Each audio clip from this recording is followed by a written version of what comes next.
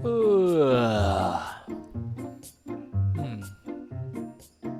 Qué día hermoso hoy. Que es la que aguacate? We are back. We are here, and today we're gonna be doing some terraforming back here. We were removing a lot of this terrain with the trees and stuff, so now we have a whole island for us. Let me show you the island. So now we have this whole ass island for ourselves, in which we can do anything basically. This is our world. We can do anything, but we're gonna have to terraform some of these mountains so that we can have a pretty space. We're probably gonna relocate and make a better house on top. But for the meantime, I'm just gonna be picking some seeds and grass.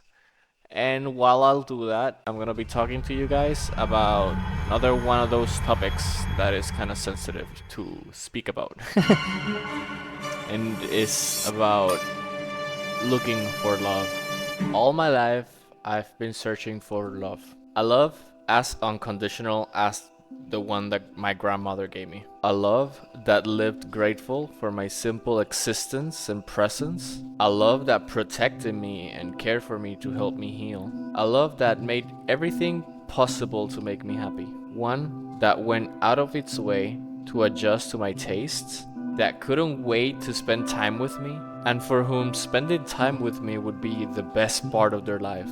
Now I understand that this love only existed when my grandmother was alive, because no eyes shine up quite as much as the person who watched you grow from your first steps to the person that you are today. At least I had the privilege to be with my grandmother until her passing days. Unfortunately, her health condition took her from me when I was just 18, so she didn't see the man that I have become. But she was the one that guided me there. And since her passing, she left a void in my heart that nobody has been able to actually fill, not even my mother. I have not always been the best man that there is. In my path of filling this void, I hurt several people, used others, and even betrayed my values and morals. I was looking for someone who could make me feel complete again. I judged people for not being who I wanted them to be, and I tried to change others into being what I wanted them to be. I even manipulated situations so that I didn't look as bad. And when things eventually didn't work out, I labeled every single one of them as the problem, as the ones that didn't deserve me. So I went on partner through partner, pointing out everything that I didn't like on people. I was evaluating everyone against a standard that I couldn't even give myself. A standard that I couldn't even fit. And I was avoiding my responsibilities in each relationship, all without realizing that I was the selfish one. I was being inconsiderate, and basically, I was being toxic. I was relating from my wounds, desperately needing to feel loved. So I was jumping from relationship to relationship, trying to find someone who would love me. I was trying to feel that emotional intensity. So I gave a lot, hoping that by giving, that would mean that they would see me and that they would give me or want to give me back. I was looking for approval, and for me, it wasn't just enough being part of their life. I kind of wanted them to make me their center, as I made every relationship my center of being. My life used to revolve around trying to do everything that I could to be next to the person that I loved at any times. And I asked myself, did I really love them? Well, I did. Of course I did. Like, the feeling itself was there. It's just that my behavior didn't show up that way. But I was looking for love that I couldn't even give myself. And I was expecting people that didn't even actually know how this love looked to give it to me. And the sad thing is that many of these people left my life feeling like they were not enough. Like they couldn't give me enough love. And it's not because it was their fault, it's that I didn't know what love looked like. I didn't know what love actually was. I was trying to feel my needs of wanting to be loved, of wanting to be taken care of, like my grandma did. And all this searching made it so that I wasn't actually seeing the people I was seeing. I was not looking at them. I was not being with them. I was being with an illusion of what I thought love would be. And I was not being myself either. I was just performing, trying to get that loved. I only saw what I wanted to see in them, not who they actually were. And when nothing worked out and they wanted to move on or break up, I would do anything in my power for them to stay. I would manipulate situations, I would change temporarily for them to notice that I'm doing the changes that they wanted me to do, but they didn't come from the heart. They came from my fear of being alone. Even though I longed for a love like my grandmother's, my role models were very, very different. I grew up watching my mom trying to earn my dad's love, trying to make him finally see her worth, trying to change him, and constantly being frustrated with her relationship. Meanwhile, I watch my dad invalidate my mom's feelings, avoid his responsibilities within the relationship, switch between hot and cold, and disconnect from his emotions and everyone else's. I grew up watching my parents playing cat and mouse. My mother's anxiety at all costs trying to be loved and witnessed, and my father's avoidance trying to avoid his responsibilities. And when my mother felt like she couldn't take it anymore, she would give ultimatums. And I watched my father do changes for a couple hours, couple days, few times a week to then just forget about all the changes that he promised he would do. And I see them now as manipulative behaviors caused by his fears of being alone. And on top of that, the love that my parents gave me was, well, let's say conditional. Fuck. And groundings, let's say groundings were a very common thing in my household. And so, mimicking while I had learned at home, I played both roles in my relationships.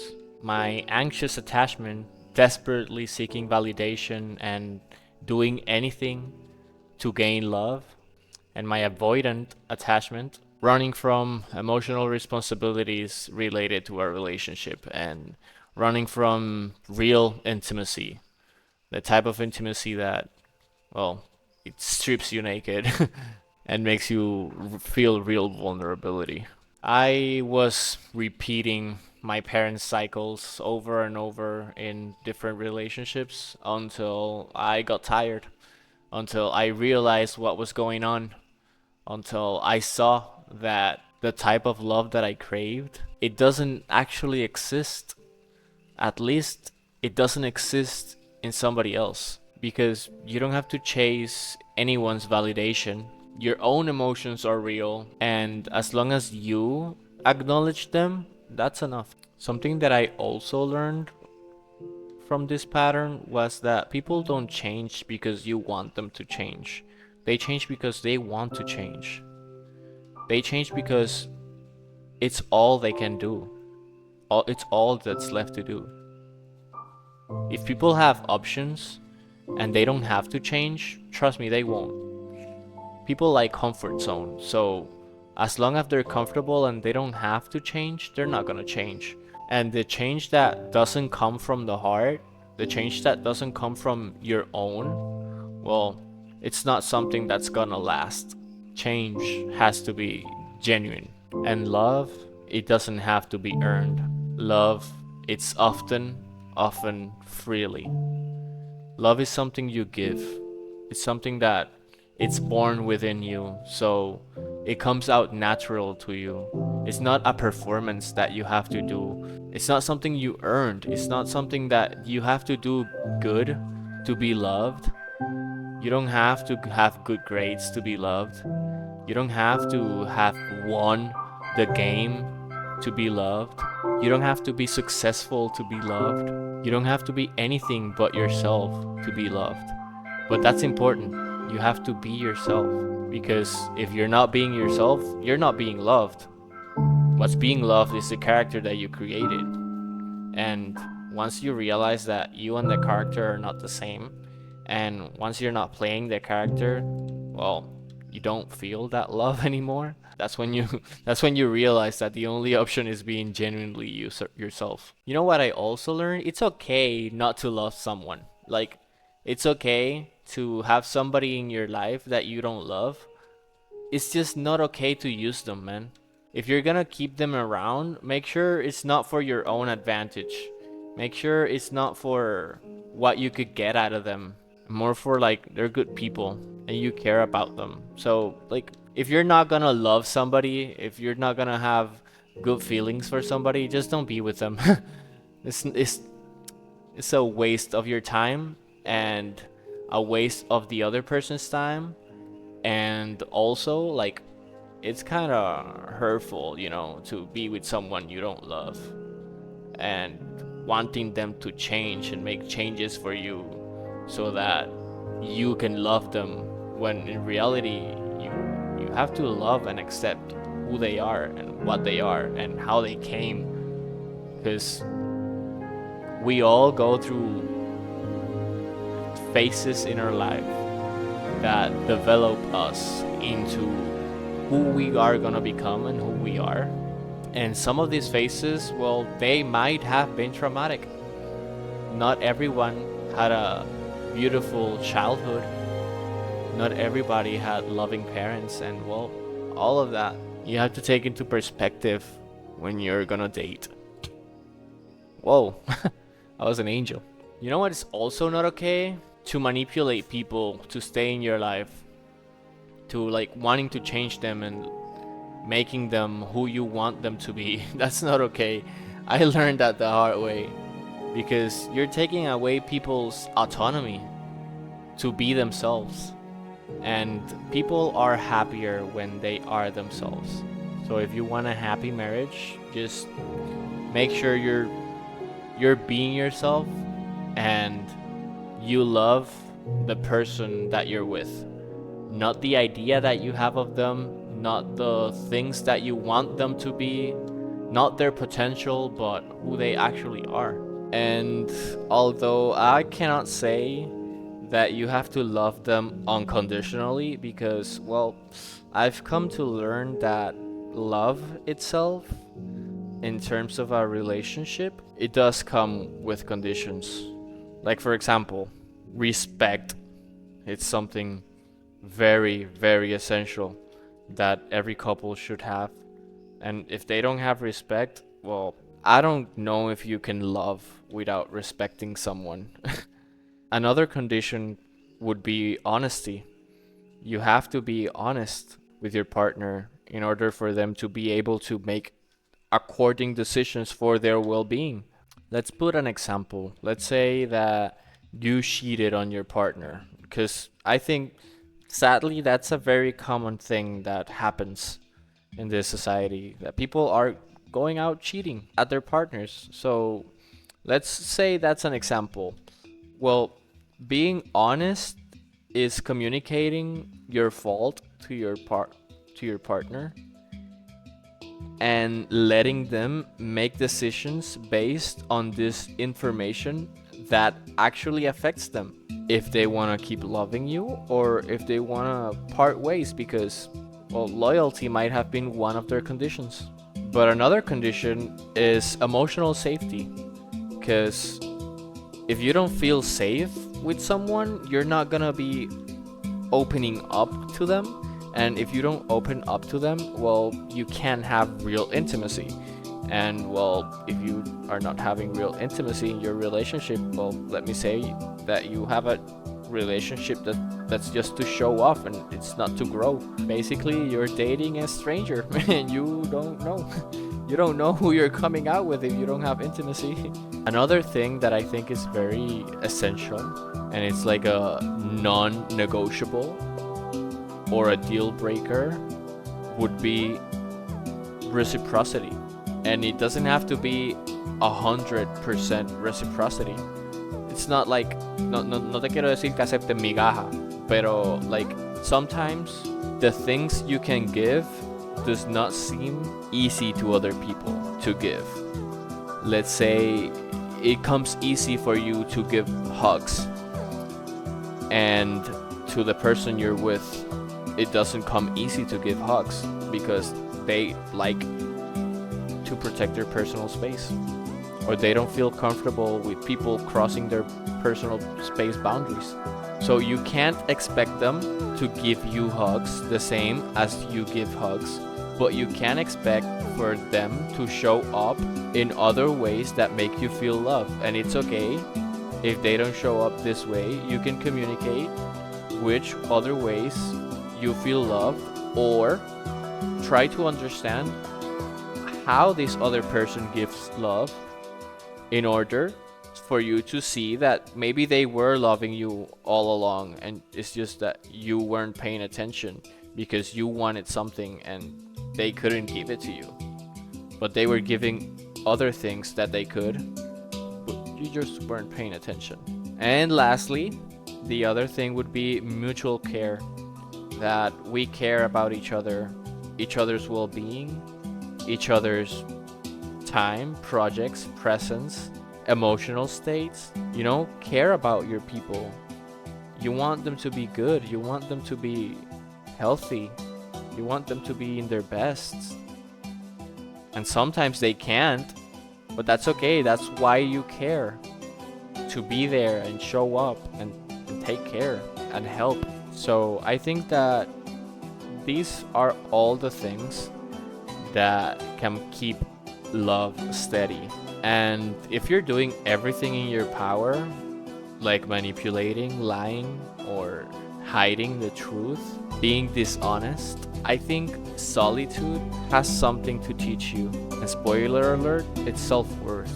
I used to think that I could never find a love as unconditional, as sacrificing as my grandmother's. But I was searching in the wrong places. I was expecting people to give me this love. I was expecting people to want to die for me, to need me. I wanted people to praise me and live for me, basically, like a god. I wanted people to love me. I was looking for that fantasy love, but I was looking for it in the wrong places, because all this time, it lived within me. I just had to learn to cultivate it. You want someone to be thankful for your mere existence? Well, buddy, wake up and go to the mirror and look at yourself and thank yourself for waking up this day. It's a new day. You want someone to take care of you and protect you? Well, I would say learn discernment, because you're gonna be able to make way better choices and protect yourself. Take care of yourself and start doing internal work, because, well, that's gonna lead to a lot of healing, which is gonna be good for you and for the people around you. At the end of the day, you are the only one responsible for your own happiness. You're the only one who knows to its core your tastes. So once you learn discernment, you're gonna be able to pick the right path, so that you don't have to make anybody's come out of their ways to make it into yours. And if you're looking for somebody that gets happy to see you and wants to spend all the time with you, well, I guess that you're gonna have to learn how to be with yourself because you are the only company that you need, and you're the best company that you could ever ask for. So cultivate that. Cultivate being the best company you could have, so that you don't go out feeling that space with somebody else just to feel something. And make sure to be present. Not just be, but be present. Be in the moment. Live in the moment. Not in your head, not in your thoughts, but actually in the moment. What's going on? What's happening? How am I feeling? How can I make myself feel better? How can I make myself feel safe in this situation? And I think that most importantly, if you want somebody to look at you with their eyes shining because you're the best thing ever, I think you should look at yourself in the mirror and be proud of who you are and where you've come from. Like, take a look to the past. Take a look to the past. Let's look 8 years ago on who you were and who you are now. Are you a better person? Are you closer to your goals? What experiences have you lived through that has changed you forever? What things left a mark in you? Because that is something to be proud of. You've overcome yourself, you've overcome your challenges.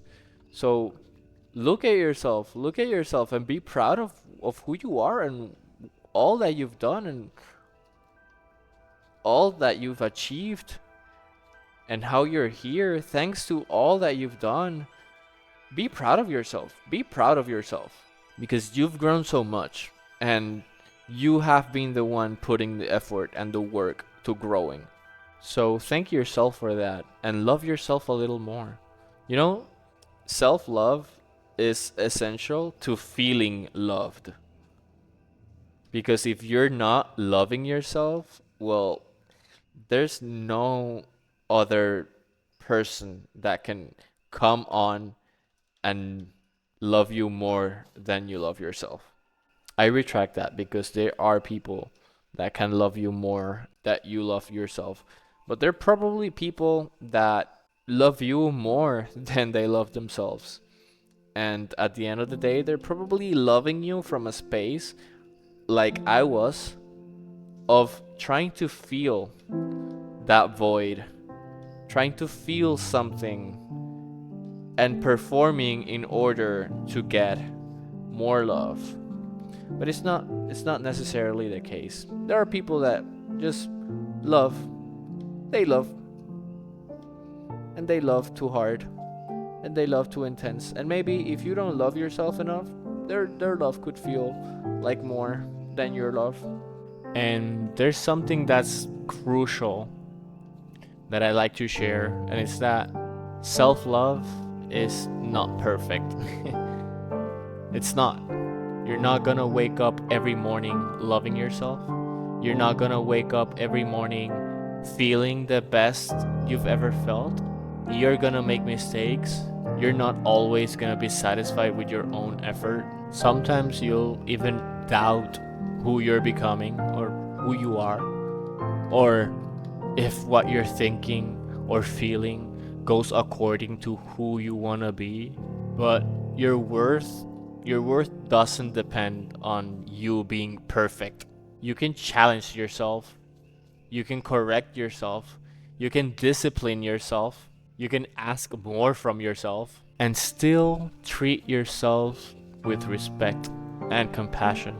Take care of your health, protect your boundaries, speak to yourself with decency, and take decisions from a place of well being, from your own well being. And remember that love, it's a process, it's not a constant, it's not something that's always gonna be there.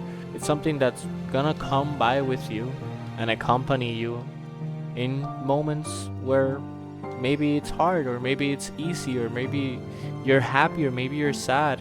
But love is something that it's gonna be with you as long as you cultivate it. And the process, it's actually what matures the love. So love openly, love greatly, but don't do it because you're wanting to be loved. Do it because you are love. Love without needing to seek for love back or somebody to validate that they feel loved by you. And just live on loving. Live like love was your first language. Because that fantasy love that you're seeking, it's up to you to cultivate it. And just like a baby, love grows inside. And once you start loving yourself, you stop looking for people to love, because you find all that you ever wanted within yourself, inside of you. All that you want, it's who you are already.